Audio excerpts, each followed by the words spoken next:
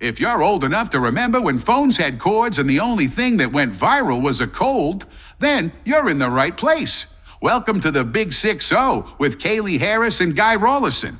Because who better to discuss life's second act than two people who still think mature is a type of cheese?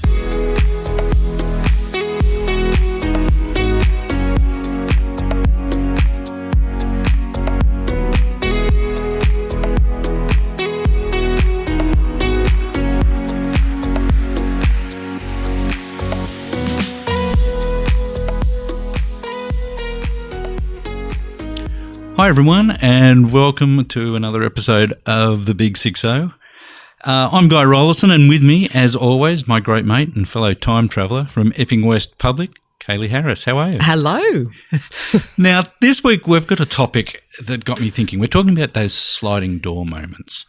The forks in sort of life's road where one decision leads to either the right or wrong outcome sometimes in life, and being in the right place at the right time can probably set your life on a different path, really, right? Yes. And I've had a few of those in my life. I look back, I think, now what if I had taken another job? What if I didn't move house, or said yes instead of no to something? And sometimes fate can just sort of take a hold too, right? I mean, do you believe in fate?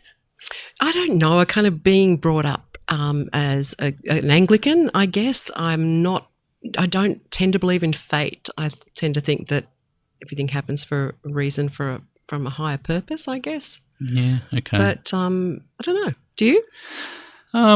As I get older, I like to think fate probably has a hand in it, but I don't know whether that's because of your life choices and it finds you somewhere along the way. I don't know whether that's fate, whether that's a higher power, whether that's just coincidence. You read into it whatever you want, don't you? I guess by handing it over to fate and saying that it's fate, then I guess you lose control, and that's not necessarily a bad thing. Because if you think everything happens for a reason and nothing you do is going to make any difference, then just let go. Yeah. Does that make sense? Does that fork in the road, does that then force you to make those decisions of your own, is it your own free will? I mean, and it forces you to do something that you would normally just say, if it's meant to be, it's meant to be. Yeah, I think sometimes things happen in life that you don't expect, or opportunities present themselves that you don't expect, and all of a sudden you're faced with a conundrum. You know, what do I do now? Because this isn't what I expected. This life isn't taking me in the direction that I thought I was going. But let's get some examples. Do you remember? Can you give us an example of when you hit a fork in the road? You know, a big recent fork in the road, and when I say recent, I'm going back half a dozen years or more now, was where I was working before, a whole bunch of, through no fault of anyone's, there were a whole lot of redundancies. My role was made redundant, and everyone listening will know the processes and the copy and paste emails you get about all that sort of thing. It's just the way of the world these days. Now, that was in December, just prior to Christmas, going back about 8 years ago now. My father was diagnosed with something, and he got at the same time. Well, he didn't really let on, but it meant that there was 6 months or more, and I'm thinking, what am I going to do in my world, And all of a sudden, I think this is the worst thing that could happen. Is sort of around at Christmas time. I'm now without a job after being with a business for a long, long time. What am I going to do? I'm over the age of 50, right? So I spent some time with Dad, all that sort of thing, and then he became progressively worse, and he passed 6 months after I was made redundant. Now, if I was still working, I wouldn't have been able to spend that 6 months of quality time with him. Wow. And not knowing what was going to befall either one of us, it happened. I look back at that now, and I don't say it's a blessing, but I think, my gosh, that little fork in the road, that little sliding doors sort of moment where, while I was looking for a job, essentially, I got to spend so much time with my father, not knowing what was going to be happening in 6 months. Wow. Yeah. That's a great story. That's- I think there are forks in the road, and we'll talk about more of them professionally. Forks in the road, plenty of those through life. But going back for me, going back to when I was a kid, I was born in Brisbane, and we moved. My dad got transferred to Melbourne for his job, so we left when I was 5. And we stayed in contact with the kids, some of the kids and some of the neighbours in Brisbane. And a lot of them sort of went on to stay in Brisbane, in the suburbs, married other people in the area, and never really moved out of there, never really travelled, never really did anything big and substantial like that. And when we would go back to visit them years later, they sort of seemed a bit stuck in suburbia, if that kind of makes sense. I remember my mum saying to me she wanted my sister and I to sort of have a bit of a travel experience too, and it was tough, going. And then after Melbourne, we came to Sydney, and then we went to Queensland, and then came back to Sydney, and so we moved a lot.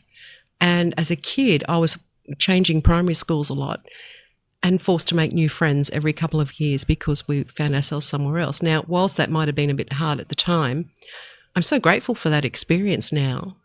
That my dad professionally was in a fork in the road that impacted the whole family when we moved. So that's probably my earliest memory of a fork in the road. Yeah, it's almost a small town mentality. You see it in movies all the time, where and even when we look at Muriel's Wedding, where you've got Porpoise Spit, and everyone just lives in that little town. They live that world, and that's their whole existence, and they aspire to be whatever that their world can offer them in that particular environment. And there's nothing wrong with that. No, that's right. That's fine. When we would go back and see our neighbours and stuff like that, they were blissfully happy. But yeah, it's just interesting how you could look at it from a different perspective. That's right. Yeah. I look at an example, and it's not a personal example. That once again, I'll use my dad as an example here, where one of his best mates, the marble fell, and he went to Vietnam. Now, that whole conscript thing of you got 3 months training and off you go. Now that changed his world. He came back, but not the same person. After spending time in Vietnam and fighting that war. So that was something that was beyond his, all of a sudden there he is one day hanging out with his mates. And that's not something he gets a choice on if it's conscription. That's right. Yet that marble fell, I think it was, in an episode we had with Tim Webster, he was saying he was lucky that the date of birth that happened to fall wasn't his. Unfortunately for this man, he did, and he had to go. So his life was changed, and it was changed subsequently after that because of that fork in his road, because he came back a different person altogether then, and it was noticeable. And, fortunately, ourselves, we've never had that sort of situation. But personally, there's a lot of other forks in roads and sliding door moments. And yeah, as you say, whether it's you're landlocked in a particular suburb area, whatever, yeah, you can be blissfully happy. That's your world. Yeah. But travel, for example, and you love your travel.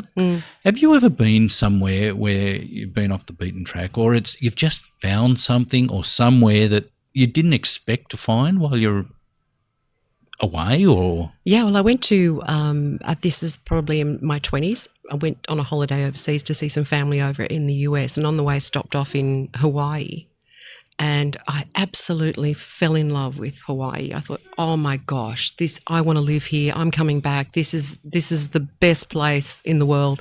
I just loved it. It had such a great vibe to it, and I wonder now I tried to get my green card and sort of started to make inquiries down that road. Oh, you tried to get your green card? Or you did, yeah? No, I didn't get it. Right, okay. I started to make inquiries about it, and then one thing led to another, and I think, my dad became sick and it didn't ever happen. But it makes me wonder what would have happened had I up and moved to the US in my 20s. And speaking of, I think we talked about this in a recent podcast as well, that something I wanted to do if I wasn't doing now was be an air hostie.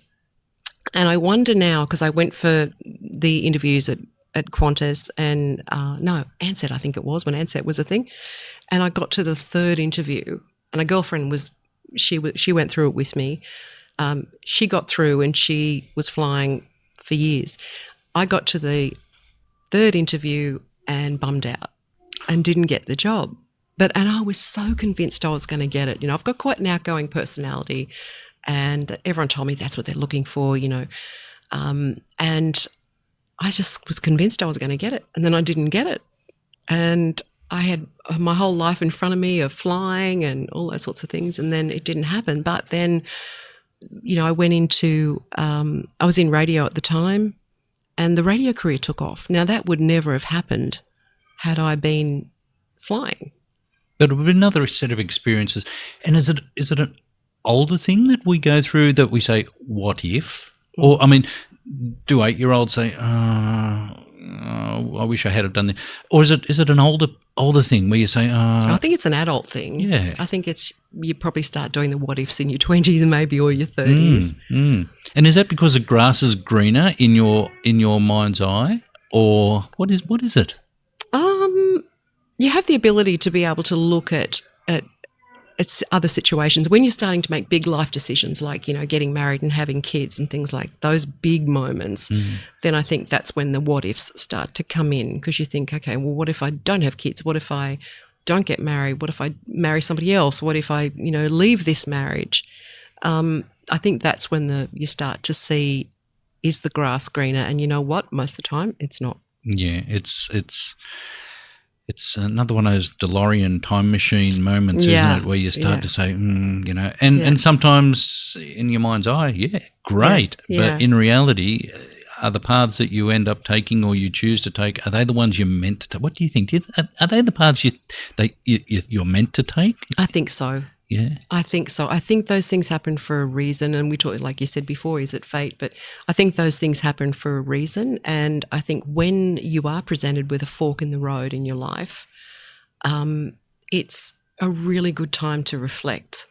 And, you know, why is this happening to me now? Why have I been offered this job now? why have I been diagnosed with an illness now, or somebody I love has? And I think it gives you an opportunity to, I guess, value life and reassess and not get too comfortable with where you were going. Because maybe where you were going was not the best. And maybe this has happened for a reason and you can't see it at the time, but it will become obvious over time why that happened. Like you said, retrospectively with your dad, you look back and go, okay, I can see now the benefit of that. Even though at the time you would have been devastated being made redundant. But where is this leading me, you know? Mm-hmm. And kids, grandkids, kids, they offer a lot of forks in the road too, don't they? Because if you choose to have kids, lucky enough to have kids or whatever, you make connections through them as well, and that can take you on different paths and different journeys, and then all of a sudden grandkids are another case in point, and all of a sudden they steer your direction a whole lot of the time too. Have you ever had any situation with your kids or them growing up that all of a sudden you're a mum and what you were thinking was going to be part of your world all of a sudden has to do a 90-degree or a... Well, probably the most obvious one and the biggest one was my marriage breaking down in 2007. And, you know, I thought you get married and you stay married and you're married for life until death do us part and all that sort of stuff. And it didn't work out that way, and it was a really tough couple of years. And I thought, well, hang on a minute, I'm not Mrs. So-and-so anymore. I'm now going to be going back to being single and navigating life as a single mum. That was probably the biggest fork in my road, I think, in my life to rework out what does that mean and how do I be that person. Because relationships, they're big forks, aren't they? Just in themselves, and where they take you, and you sometimes question it. Yeah. But I don't know whether you question it at the time. Or once again, do you just look back? Well, when you look at the stats and you know half of marriages won't work, there's so many people out there going through the same thing. 1 in 2 people, it won't work for them. And I know someone who's just gone through it recently, and after being married for 38 years, and it you know my heart breaks for her, but is it a chance to reinvent yourself? Is it a chance to, I can look back now and I can see why the marriage didn't work out. And I can see my part in that. And I think that, this brings me to the person I am today. So it's not entirely a negative fork in the road. It can be a very character building fork in the road, if that makes sense. Yeah, yeah. Have you ever thought about if you had have met someone else, or if you hadn't met anyone, what your life would have been like? Because it would have been different. I wondered that, when I was single and I changed jobs in radio. I went from one radio station to another. Had I not gone to that second radio station, I wouldn't have met my husband, because that was part of all that scene. But I used to, when I was in my 20s, thinking, oh my gosh, am I ever going to get married? Is anyone going to want me? And you do think these things. And I used to look up at the sky at night when there was a full moon. I'd go, somewhere out there, my future husband is looking at that full moon too.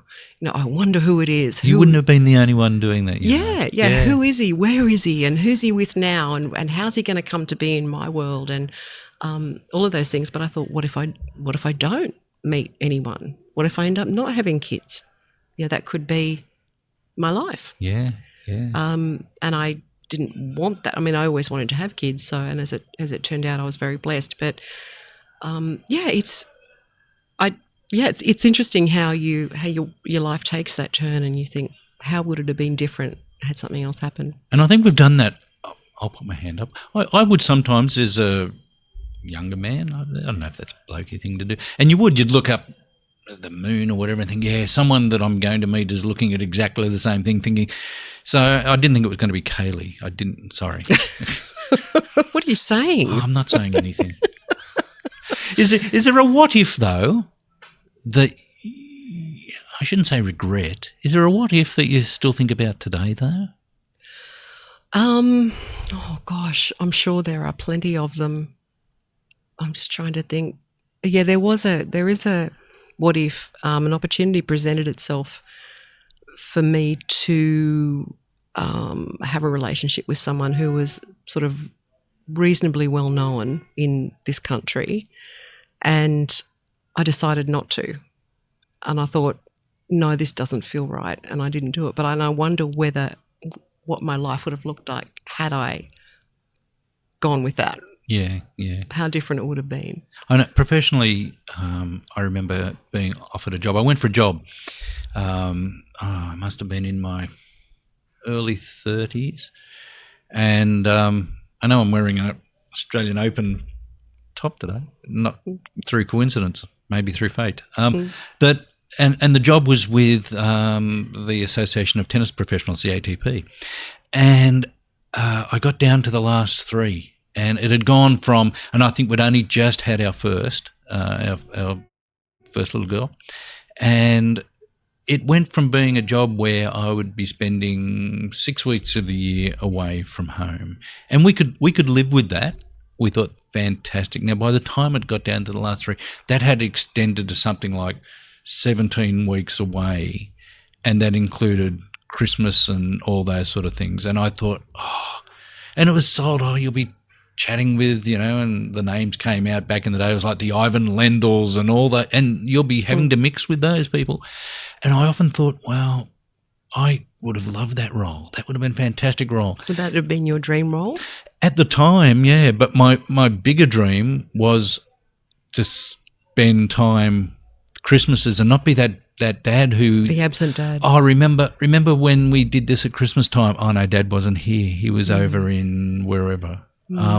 So I sabotaged my own fate in that sort of final interview where they ask you those ridiculous questions like how many letterboxes are there in London, and all those all Are those. you sure this was a job about tennis? Look, I'd been through all those things, but then they ask you crazy questions to work out what's going on in your head. Yeah. But I didn't want to be that dad that didn't remember that Christmas, or I was on the tour when someone turned 4 or I missed a soccer match or something like that. So sometimes whether it's your conscience, whether it's your self-belief in what you want to do and where you want to go and where you want to head that takes a hold.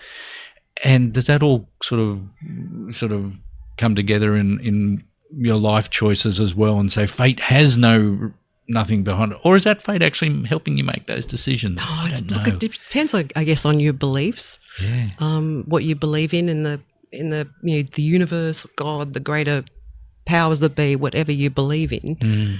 But I think I'm a big believer in assessing all of those opportunities as they come along and look at, okay, why has this happened to me now? So I think, a few years ago, we're talking about professionally. A few years ago, I found myself not with a lot of work, and I needed a job pretty badly. And I thought to myself, what do I want to do? What do I really want to do? And I'd always wanted to drive buses.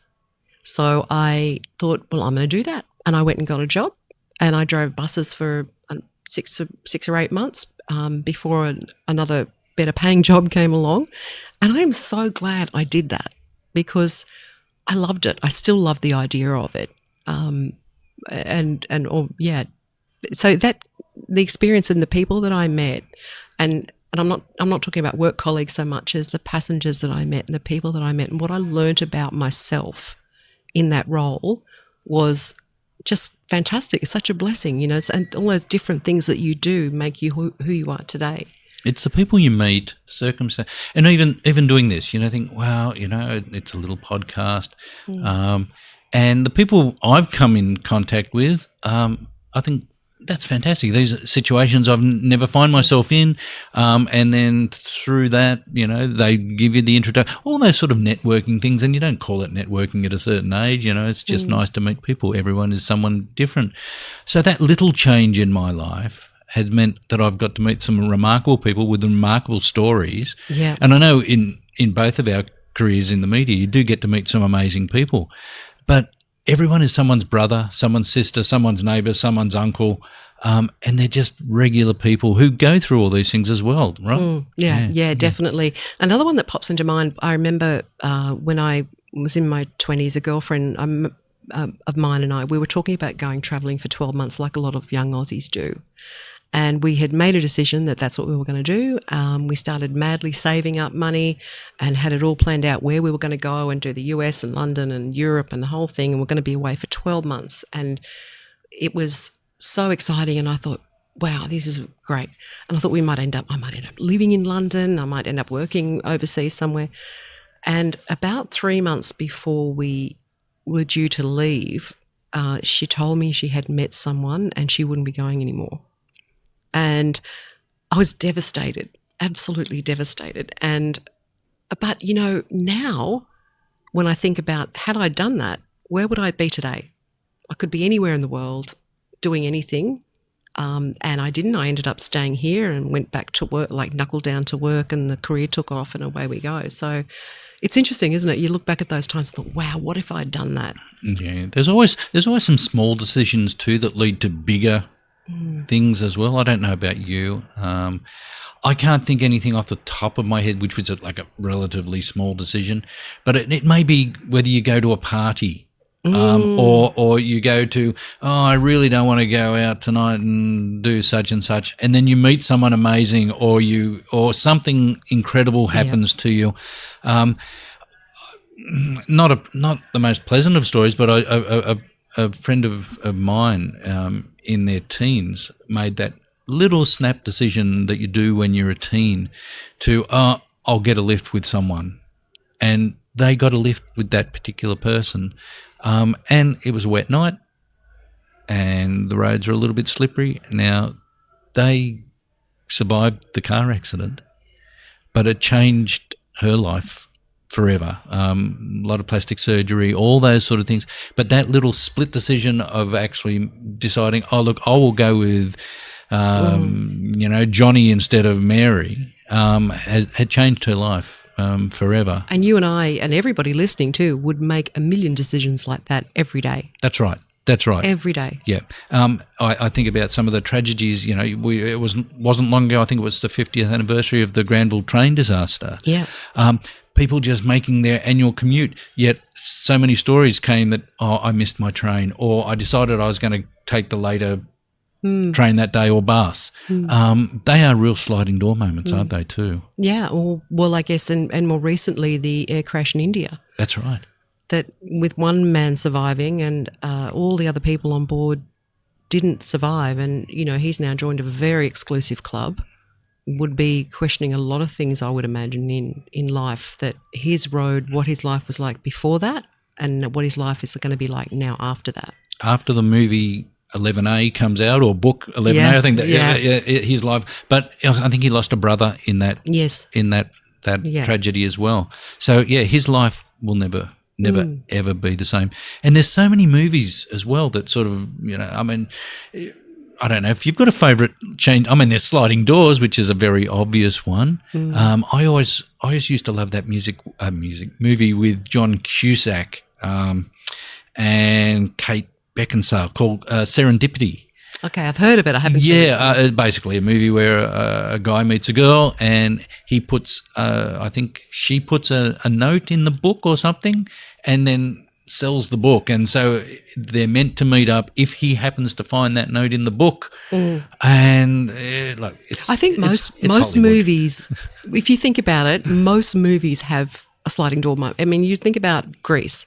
What if Sandy hadn't decided?